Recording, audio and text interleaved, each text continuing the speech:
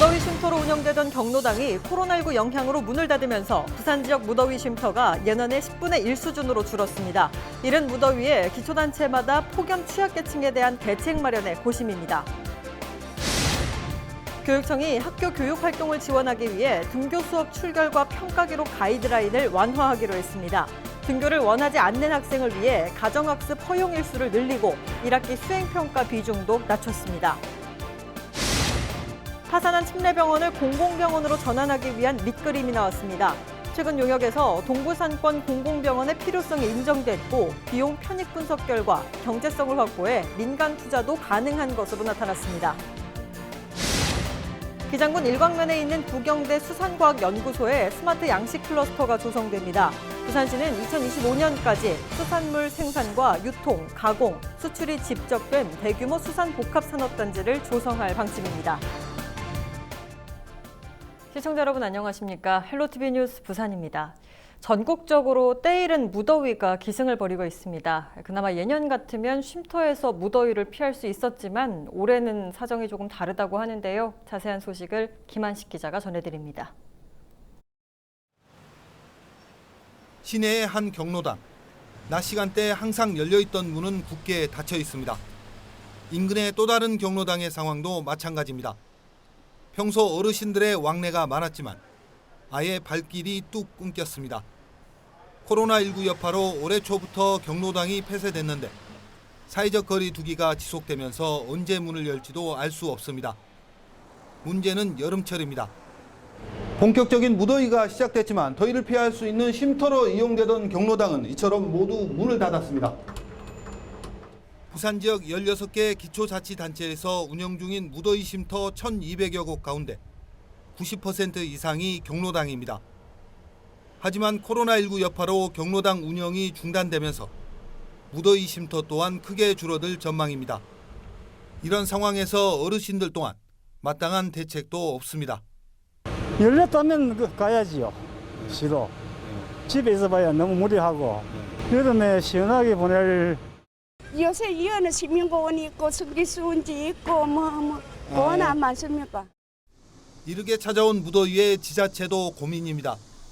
무턱대고 무더위 쉼터를 운영하다 새로운 감염 진원지가 될 가능성을 배제할 수 없습니다. 일부 지역은 손 소독제와 마스크 등 방역 물품을 준비했지만 당장 결정을 내리지는 못하는 실정입니다. 일단은 초등학교하고 유치원이 이제 이번에는 완전 등교를 다 했는데 등교하고 최소 보름 정도는 지켜봐야 어르신들이 경로당 이용할 수 있을지 없을지 여부를 결정하겠다. 이런 방침이어서 6월 말까지 저희도 기다리고 있습니다. 또 매년 여름이면 운영되던 야외 분수대와 쿨링포구도 코로나19가 잠잠해질 때까지 중단됩니다. 유례 없이 빠르게 찾아온 무더위에 각 지자체마다 폭염 취약계층에 대한 대책 마련에 고심하고 있습니다. 헬로티비 뉴스 김한식입니다. 기장에 직장을 둔 양산 코로나19 확진자의 부산 지역 접촉자가 23명으로 확인됐습니다. 부산시는 10일 코로나19 1일 상황 브리핑에서 양산 5번 환자의 부산 지역 접촉자 23명 가운데 22명은 음성 판정을 받았고 나머지 1명은 검사 예정이라고 밝혔습니다. 이 환자는 지난 2일부터 사업차 경기도 일대에 머물다 지난 8일 확진 판정을 받았고 역학조사 결과 이에 앞선 지난 4일 기장에 있는 직장과 식당 등 기장과 해운대 일대를 방문한 것으로 확인됐습니다. 한편 기장군은 이 확진자의 동선에 따라 긴급 방역을 실시하고 주변 지역에 대해서도 집중 방역을 펼쳤습니다. 코로나19 자가격리 대상인 해외 입국자가 격리 장소를 거짓으로 신고했다가 적발됐습니다. 부산시는 자가격리 장소를 무단 이탈한 30대 A씨에 대해 감염병 예방 및 관리에 관한 법률 위반 혐의로 경찰에 수사 의뢰했습니다.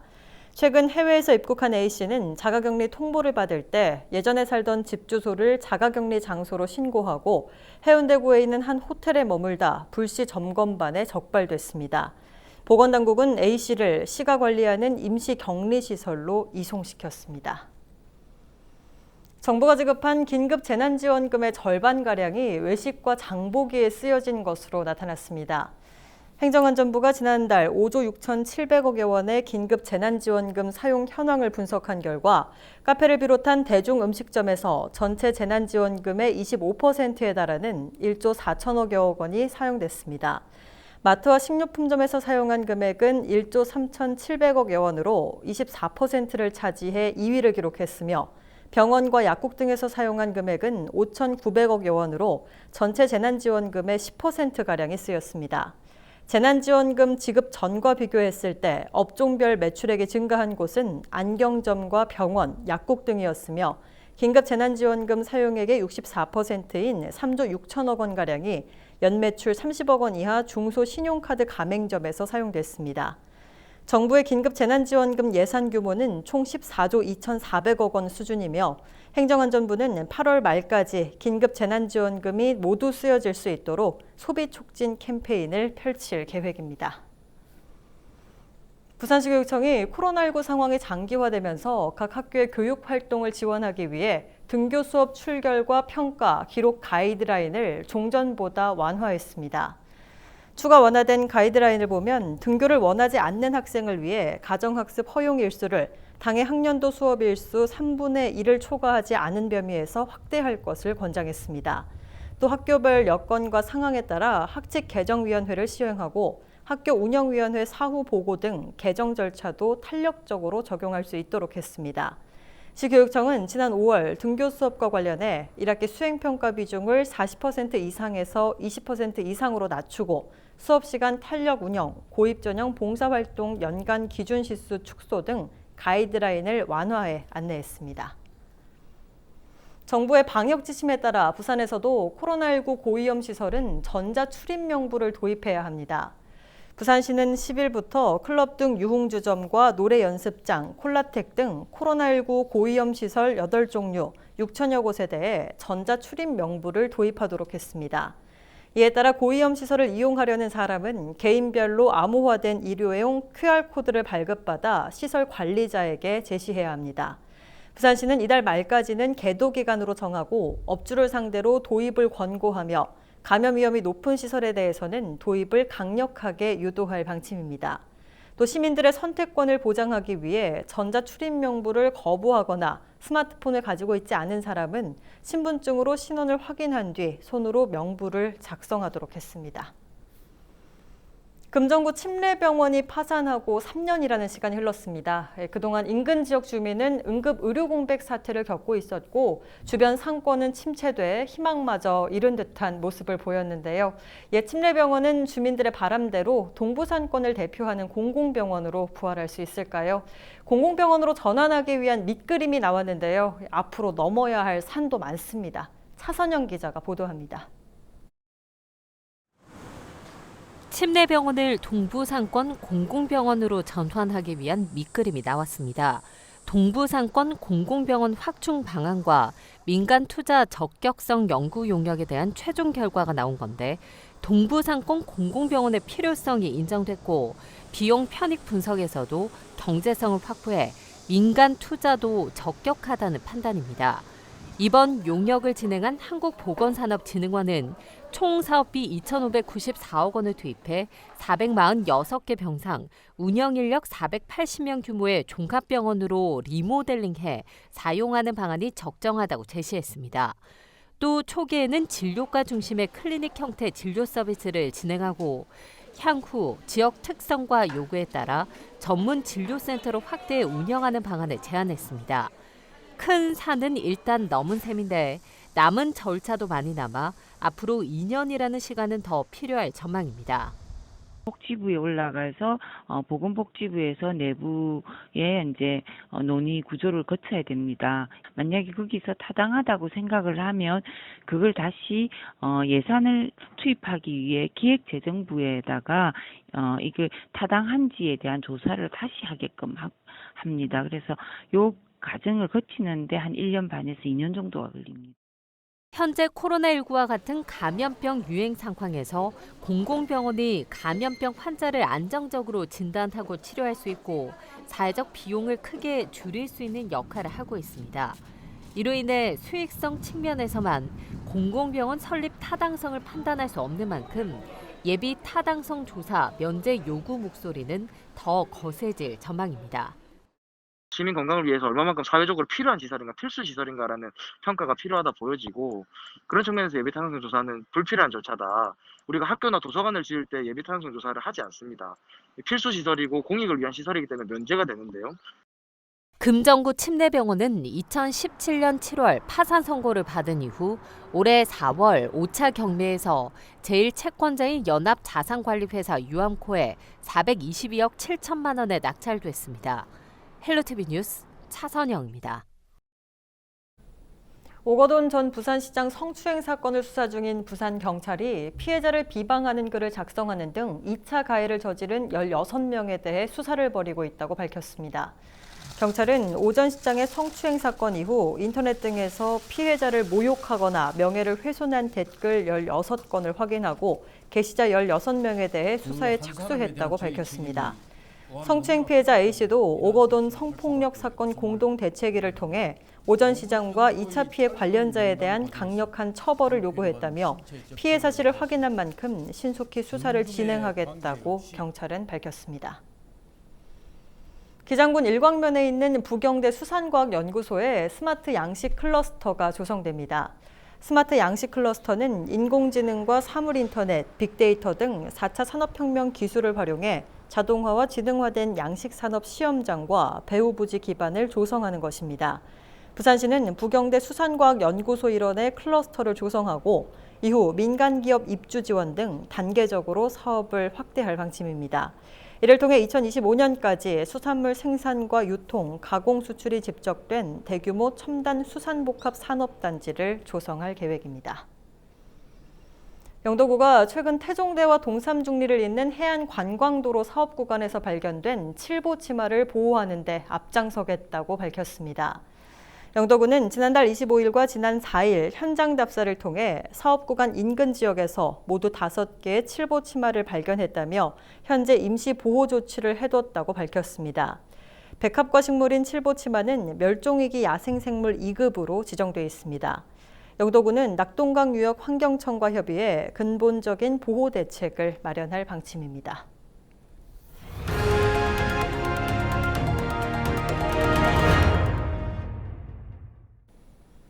부산 강서 지역에 남아있는 적산가옥 등 근대 건조물은 비교적 원형을 잘 유지하고 있는데요. 최근 강서구가 옛 대저수리 조합 건물을 허물고 서부산 영상미디어센터를 추진하면서 역사성과 보존 가치가 있는 근대 건조물을 보호해야 한다는 지적이 나오고 있습니다. 박재한 기자가 취재했습니다.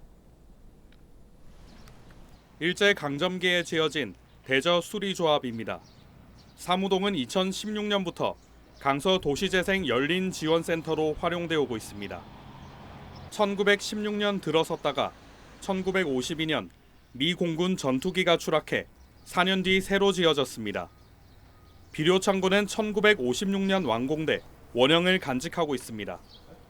2011년 강서구청이 매입한 이후 여러 활용 방안이 논의됐지만 건축 양식과 역사성 등의 가치를 인정받아 그대로 보존되고 있습니다. 센터 건물과 비료 창고는 역사적 가치를 인정받아 지난해 부산시 근대 건조물 관리 목록에 들기도 했습니다. 이 건물이 다시 한번 존폐의 기로에 섰습니다. 최근 강서구가 해당 부지에 서부산 영상 미디어 센터 등을 포함한 문화시설 건립을 추진하면서부터입니다. 지난 5일에는 건축사를 대상으로 현장 설명회도 열렸습니다. 낙동강 주변 구포, 물검, 원동, 그다음에 삼낭진, 밀양까지 지금 현재 짓고 있는데 주로 적산가옥이 주로 많이 가구 수로 많이 남아 있는 데는 삼낭진 역 부근이고 구포역 쪽하고 이 강서 쪽하고 차이가 구포역 쪽은 조금은 좀 건물이 조금 보존 상태도 굉장히 안 좋고 그렇지만 이 강서 대저 쪽은 보존 상태가 상대적으로 굉장히 좋았던 것으로 보여집니다. 센터는 지하 2층, 지상 4층에 연면적 4,300여 제곱미터 규모로 내년 12월 완공을 목표로 하고 있습니다. 사실상 철거를 피할 수 없게 된 겁니다. 이를 두고 논란이 일자 부산시도 중재에 나섰습니다. 근데 좀 안타까운 거는 이게 정부에서 지원이라든가 체계 지원이 없다 보니까 그냥 무질서하게 그 살아다 볼 때 불편한 점을 있다 보니까 뭐 정개축을 한다든가 뭐 이렇게 하다 보니까 원형이 거의 지금 사라지고 있습니다. 이거는 보존의 가치가 저는 충분히 있다 보고 이번 세대뿐만 아니라 다음 세대한테도 교육적 가치 목적으로 가장 저는 바람직하다고 봅니다. 강서구는 원형을 활용하는 방안으로 설계를 진행하겠다고 해명했지만 지역성과 역사성을 간직한 건축물을 철거하는 게 부적절하다는 지적이 이어지고 있습니다. 부산뉴스 박찬입니다. 러시아산 항바이러스제를 국내에 몰래 들여와 판매해온 A씨 등 일당 3명이 경찰에 붙잡혔습니다. A씨 등은 국내 수입과 판매가 금지된 러시아산 항바이러스제를 몰래 들여온 뒤 효과가 입증되지 않았음에도 코로나19 치료제라고 허위 광고해 20캡슐당 30만 원에 판매한 혐의를 받고 있습니다. 경찰은 범행을 주도한 A씨를 구속하고 다른 2명은 불구속 입건했습니다. 약사 면허를 빌려 일명 사무장 약국을 운영하며 100억 원이 넘는 요양급여비를 받아 챙긴 혐의로 50대 남성 A씨가 재판에 넘겨졌습니다. A씨는 지난 2009년부터 올해까지 약사 B씨의 면허를 빌려 서상구에서 약국을 운영하며 국민건강보험공단으로부터 요양급여비 150억 원 상당을 받아 챙긴 혐의를 받고 있습니다. 경찰은 면허를 빌려준 B씨와 사무장 약국임을 알고도 방조한 건물주도 함께 재판을 받게 됐다고 밝혔습니다. 지난 9일 오후 1시 40분쯤 남구 우암동의 한 석유 판매업소에서 불이 났습니다. 이 불로 60대 A씨가 왼쪽 팔에 화상을 입고 연기를 마셔 병원으로 이송됐습니다. 경찰은 용접 작업을 하던 중 불꽃이 유증기에 튀어 화재가 난 것으로 보고 정확한 화재 원인을 조사하고 있습니다. 영도구 청학 1동에서 청학마을 슬기로운 양산 생활 사업이 추진됩니다. 이 사업은 더운 여름 양산을 쓰면서 폭염도 이기고 생활 속 거리 두기도 준수하도록 하기 위한 취지입니다. 청학 1동 지역사회보장협의체는 만 65세 이상 저소득 홀몸 어르신 가정 40세대에 양산을 배부했습니다. 부산대 산학협력단이 미술과 기술이 융합된 VR 아트 실감형 콘텐츠 제작자 양성 과정을 운영합니다. 청년 구직자 20명을 대상으로 무료로 진행되는 이번 교육은 실감형 콘텐츠의 제작 기법을 배우고 직접 애니메이션을 제작하며 제작한 콘텐츠를 활용해 전시, 공연 등 프로젝트를 완성하는 방식으로 이뤄집니다. 교육기간은 다음 달부터 10월까지 석 달 과정으로 부산대 산학협력단과 해운대구가 공동으로 추진합니다.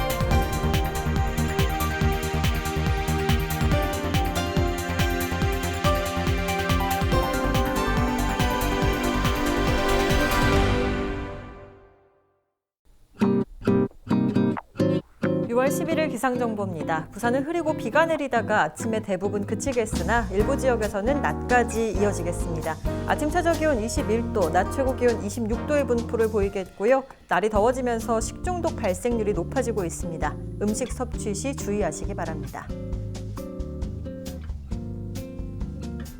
전국 날씨입니다. 전국이 흐리고 대부분 지역 오전까지는 비가 내리겠고요. 전라 동부 내륙과 경남 서부 내륙은 낮까지 비가 이어지는 곳도 있겠습니다. 그 밖의 지역은 낮부터 맑아지겠습니다. 바다 날씨입니다. 동해남부와 남해동부 두 해상 모두 흐리고 비가 오는 날씨를 보이겠고요. 동해남부는 최대 1.5m까지, 남해동부는 최대 1m까지 물결이 일겠습니다. 항해나 조업하는 선박은 기상정보 참고하시기 바랍니다. 주간 날씨입니다. 부산은 이번 주 토요일과 일요일 저기압의 영향으로 오전에 비가 내리겠고요. 낮 최고 기온은 25에서 26도의 분포를 보이며 주 초반보다는 기온이 약간 떨어지겠습니다. 이상으로 뉴스 마칩니다. 저희는 언제나 지역 주민 여러분 곁에 있겠습니다. 고맙습니다.